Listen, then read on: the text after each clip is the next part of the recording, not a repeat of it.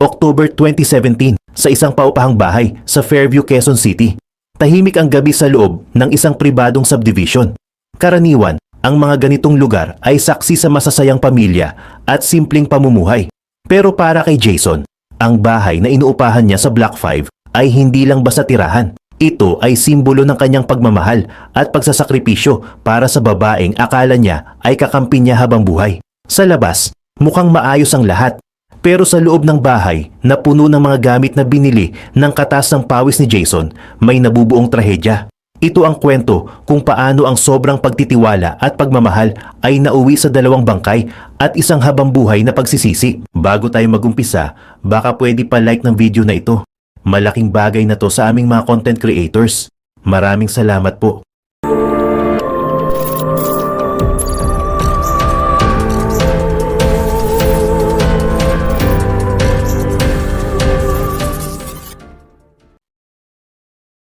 Si Jason ay 32 anyos at nagtatrabaho bilang isang private driver at bodyguard. Matipuno ang katawan niya at laging may dalang baril dahil sa kanyang trabaho. Ang girlfriend niya ay si Lovely, isang 20 anyos na college student. Nagkakilala sila sa isang KTV bar, 6 na buwan na ang nakakaraan. Nagtatrabaho noon si Lovely bilang GRO o Guest Relations Officer. Madalas na customer si Jason doon at naging regular siya kay Lovely dahil nagustuhan niya ang babae at nalaman niyang marami itong pangarap sa buhay. Kinausap niya ito. Sinabi ni Jason na titigilan na ni Lovely ang pagtatrabaho sa bar at siya na ang bahala sa lahat. Tinupad ni Jason ang usapan. Siya ang nagbayad ng enrollment ni Lovely sa school.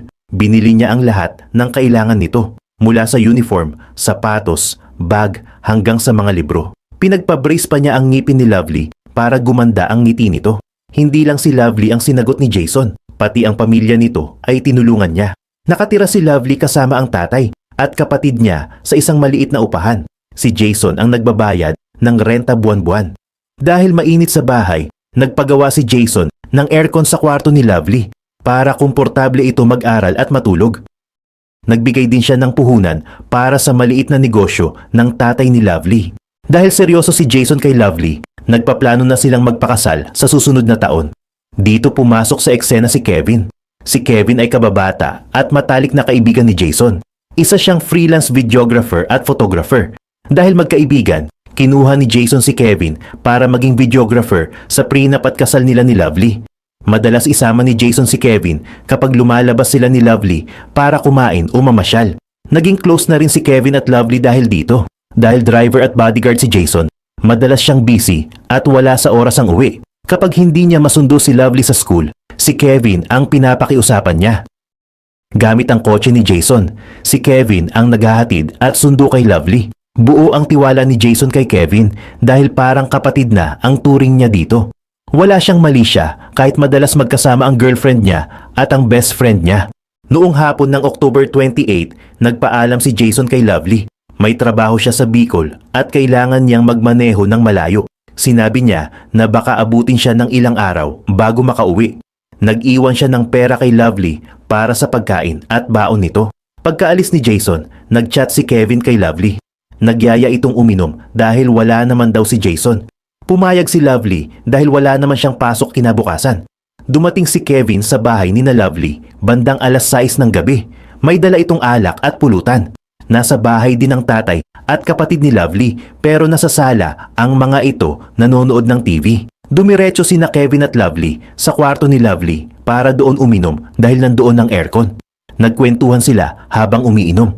Kampante sila pareho dahil alam nilang nasa malayo si Jason at imposible itong makauwi agad.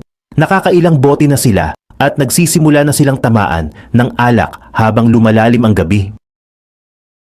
Habang nagiinuman, sina Lovely at Kevin sa kwarto, nasa biyahe naman pabalik si Jason. Maagang natapos ang trabaho niya sa probinsya at hinatid na niya ang kanyang VIP client.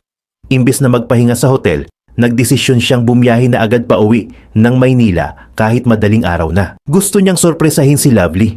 Bandang alas 2 ng madaling araw, huminto muna si Jason sa isang 24-hour na supermarket bago tumuloy sa bahay nila Lovely.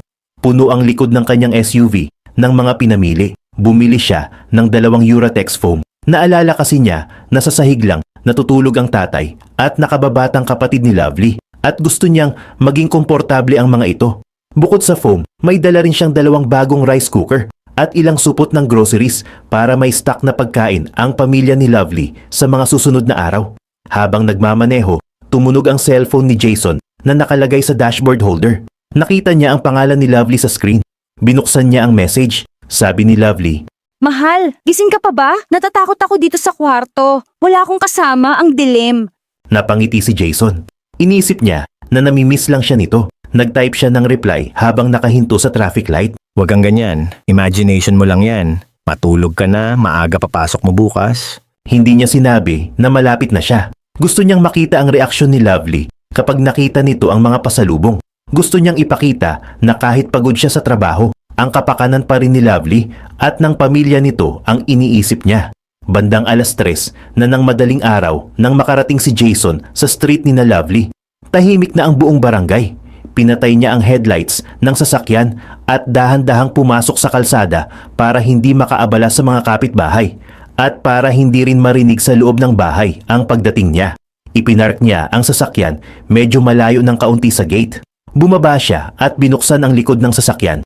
Binitbit niya ang 2 malaking rolyo ng foam sa kaliwang balikat at kinuha ang mga supot ng groceries at kahon ng rice cooker sa kanang kamay. Mabigat ang mga dala niya. Pero binaliwala niya ito dahil excited siyang ibigay ang mga gamit. Naglakad siya papunta sa gate ng bahay. Madilim ang paligid pero napansin niya agad na may ilaw pa sa kwarto ni Lovely sa 2nd floor. Taka ni Jason, sabi ni Lovely kanina ay matutulog na ito pero bukas pa ang ilaw. Dahan-dahan niyang binuksan ang gate na hindi nakalak. Pumasok siya sa maliit na bakuran. Imbes na kumatok o tawagin si Lovely, naisipan niyang lumapit muna sa pader sa tapat ng bintana ng kwarto. Alam niyang kakapagawa lang nila ng aircon doon noong nakaraang linggo at naaalala niyang may maliit na espasyo sa gilid ng frame na hindi pa nasasementuhan ng maayos. Ibinaba muna ni Jason ang mga dala niyang foam at groceries sa sahig. Tumungtong siya sa isang silya na nasa labas para silipin kung tulog na ba si Lovely o kung nag-aaral pa ito. Dumikit ang mukha ni Jason sa dingding at inilapat ang kanyang kanang mata sa maliit na butas sa gilid ng aircon. Dahil maliwanag ang ilaw sa loob ng kwarto, kitang-kita niya ang bawat sulok nito. Ang unang tumambad sa kanya ay ang double deck na kama. Sa ibabang bahagi nito, nakita niya ang 2 tao. Hindi malabo ang kanyang paningin. Kilalang-kilala niya ang hugis ng katawan ng lalaki na nasa ibabaw, si Kevin. Sa ilalim naman nito, nakita niya ang mukha ni Lovely. Parehong walang saplot ang dalawa. Hubot-hubad. Nakapatong si Kevin kay Lovely at magkalapat ang kanilang mga katawan. Nakapikit si Lovely habang gumagalaw sa ibabaw niya ang matalik na kaibigan ni Jason. Sa sahig, nakita ni Jason ang mga nagkalat na bote ng alak at mga damit na hinubad nila. Kitang-kita rin niya ang cellphone ni Lovely na nakapatong sa mesa. Ang parehong cellphone na ginamit nito para sabihing natatakot ito at walang kasama. Naramdaman ni Jason ang singaw ng malamig na hangin na lumalabas mula sa siwang ng aircon. Ito ang aircon na ipinakabit niya para maging komportable ang pagtulog ng babaeng mahal niya. Ngayon, ginagamit nila ito habang niloloko siya. Nanigas ang panga ni Jason. Ang mga kamay niyang nakahawak sa hamba ng bintana ay humigpit. Nakaramdam siya ng matinding init sa kanyang mukha habang pinapanood ang pagtataksil ng 2 taong pinagkatiwalaan niya ng buong buhay. Wala nang ibang pumasok sa isip niya kundi ang imahe ng 2 na magkapatong. Dahan-dahang bumaba si Jason mula sa tinutuntungang silya. Hindi na siya nag-abalang pulutin pa ang mga pasalubong na foam at groceries sa lapag.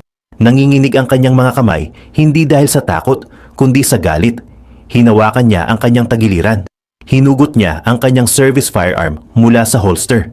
Kinasa niya ito ng tahimik at naglakad patungo sa pinto ng bahay. Isang malakas na sipa ang ginawa ni Jason sa pinto ng bahay. Bumukas ito agad dahil luma na ang seradura. Hindi na niya ininda ang ingay. Mabilis ang mga hakbang niya papunta sa kwarto kung saan naroon ang 2. Pagdating sa tapat ng pinto ng kwarto, hindi na siya kumatok. Binuksan niya ito ng padabog. Ang pinto ay tumama sa pader at lumikha ng malakas na kalabog. Sa loob, nagulat sina Kevin at Lovely sa biglaang pagpasok ni Jason. Dahil sa taranta, mabilis na kumalas si Kevin mula kay Lovely. Kahit hubot-hubad, nagmamadaling umakyat si Kevin sa hagdan ng double-deck bed papunta sa itaas na kama. Sinubukan niyang magtago doon, umaasang hindi siya aabutan ng galit ni Jason. Naiwan si Lovely sa ibabang kama. Nanginginig ang kanyang mga kamay habang pilit na hinahatak ang kumot para takpan ang kanyang katawan. Nanlaki ang kanyang mga mata nang makita ang baril na hawak ni Jason. Hayop kayo. Ang mariing sabi ni Jason habang nakatitig sa dalawa. Walang sinayang na oras si Jason. Itinaas niya ang kanyang braso at itinutok ang nguso ng baril sa direksyon ng itaas na kama kung saan sumiksik si Kevin. Kinalabit ni Jason ang gatilyo. Isang nakakabinging putok ang umalingaw-ngaw sa maliit na kwarto. Tinamaan si Kevin sa dibdib. Dahil sa impact, nawalan ito ng balanse at nahulog mula sa itaas ng double deck. Bumagsak ang katawan ni Kevin sa sahig, katabi ng mga bote ng alak na ininom nila kanina. Hindi na ito gumalaw. Napaupo si Lovely sa sulok ng kama at napasigaw. Jason, huwag, parang awa mo na. Itinutok naman ni Jason ang baril kay Lovely. Tinitigan niya ang babaeng pinag-aral niya, binihisan at binigyan ng maayos na tirahan. Naalala niya ang aircon, ang tuition at ang tiwala na sinira nito sa isang iglap. Pangalawang putok. Tumama ang bala sa ulo ni Lovely. Tumahimik ang kanyang pag-iyak at dahan-dahan siyang tumumba sa kama na binili ni Jason para sa kanya. Amoy pulbura at dugo ang pumuno sa kwartong kanina lang ay puno ng tawanan at kalibugan. Nakatayo lang si Jason ng ilang segundo habang nakatingin sa mga bangkay ni na Kevin at Lovely. Ibinaba niya ang kanyang kamay na may hawak na baril pero hindi niya ito binitawan. Wala siyang sinabing kahit ano. Tumalikod siya at lumabas ng kwarto. Sa hallway, nadaanan niya ulit ang 2 rolyo ng Uratex foam at ang mga groceries na bitbit niya kanina. Nakatambak ang mga ito sa sahig kung saan niya iniwan bago siya sumilip sa bintana. Nilagpasan niya lang ang mga ito at dumiretso sa sala. Umupo si Jason sa lumang sofa na gawa sa kahoy. Ipinatong niya ang kanyang kalibre 45 sa center table sa harap niya. Kinuha niya ang kanyang cellphone mula sa bulsa. Nakita niya sa screen ang wallpaper. Picture nilang dalawa ni Lovely noong birthday nito na masaya silang magkasama. Nagdial siya ng 911. Emergency, ano pong report nila? Sagot ng operator. Pumunta kayo dito sa Block 5, Lot 2, Barangay San Jose. Kalmadong sabi ni Jason.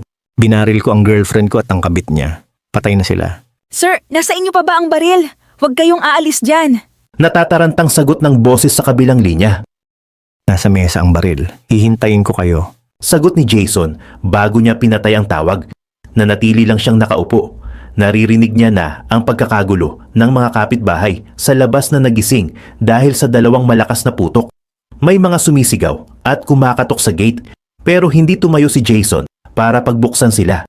Ilang minuto lang ang lumipas. Dumating ang mga mobile ng pulis. Umalingaw-ngaw ang sirena at ang asul at pulang ilaw ay tumagos sa bintana ng sala. Nang marinig ni Jason ang mga mabibigat na yapak ng mga pulis papasok sa gate, dahan-dahan niyang itinaas ang kanyang mga kamay sa ere. Pumasok ang 3 nakaunipormeng pulis na nakatutok ang mga long firearms sa kanya. Dumapa ka. Sigaw ng isang pulis. Hindi na pumalag si Jason. Dahan-dahan siyang lumuhod at dumapa sa sementong sahig. Naramdaman niya ang pagdagan ng tuhod ng pulis sa likod niya at ang malamig na bakal ng posas na inilagay sa kanyang mga pulso sa likod. Kinuha ng isang pulis ang baril sa mesa para ebidensya. Itinayo nila si Jason at binitbit palabas ng bahay. Sa labas, nagkumpulan na ang mga usiserong kapitbahay. Nakita ni Jason ang tatay at kapatid ni Lovely na umiiyak at nagsisisigaw sa may gate habang pinipigilan ng mga tanod. Hindi sila tinignan ni Jason. Isinakay siya sa likod ng patrol car. Nakatingin lang siya ng diretso sa kawalan habang umaandar ang sasakyan palayo sa bahay na pinundar at inayos niya para sa babaeng naging dahilan ng pagkasira ng buhay niya. Dinala si Jason sa presinto at kinunan ng mugshot at fingerprints. Hindi siya nagbigay ng pahirap sa mga pulis. Sa inquest proceedings, inamin niya ang lahat ng nangyari. Sinabi niya sa piskal ang detalyadong kwento. Mula sa pagbili ng foam at rice cooker hanggang sa pagsilip niya sa butas ng aircon at pagbaril sa 2. Dahil hindi kasal sina Jason at Lovely, ipinaliwanag ng kanyang public attorney na hindi nila magagamit ang Article 247 ng Revised Penal Code bilang depensa. Ang batas na ito ay para lang sa mga legal na mag-asawa na nakahuli sa kanilang partner na nakikipagtalik sa iba. Dahil live-in partners lang sila, kinasuhan si Jason ng 2 bilang ng homicide. Humihingi ako ng tawad sa pagkawala ng buhay nila. Pero hindi ko pinagsisisihan ang naramdaman ko nung gabing yun. Ibinigay ko ang lahat. Binayaran ko ang lahat. Ang sukli nila sa akin ay panloloko sa sarili kong kama. Bumagsak ang hatol. Guilty si Jason sa 2 bilang ng homicide dahil sa mitigating circumstance na passion and obfuscation o ang biglaang pagdidilim ng paningin dahil sa matinding emosyon. Medyo bumaba ang kanyang sentensya pero mahaba pa rin ang panahon na bubunuin niya sa loob. Inilipat si Jason sa New Bilibid Prison sa Muntinlupa. Sa loob ng selda, naging tahimik na preso si Jason. Araw-araw, gigising siya kasama ang daan-daang iba pang bilanggo. Wala na ang baril niya, wala na ang SUV, wala na ang trabaho niya bilang bodyguard. Minsan, habang nakahiga siya sa manipis na banig sa sementadong sahig ng kulungan, naaalala niya ang gabing iyon. Naaalala niya ang 2 Uratex foam na binili niya na hindi na nagamit. Naaalala niya ang aircon na binayaran niya na naging saksi sa pagtataksil. Naisip ni Jason na tama ang ginawa niyang pagpatay dahil sa galit, pero naisip din niya ang kapalit. Para sa 2 taong manluloko, naubos ang kanyang ipon, nawala ang kanyang kalayaan, at nasira ang buong buhay niya. Ipinikit ni Jason ang kanyang mga mata at hinintay na lang ang paglipas ng oras. 1 araw pagkatapos ng isa pa hanggang sa matapos ang kanyang sentensya.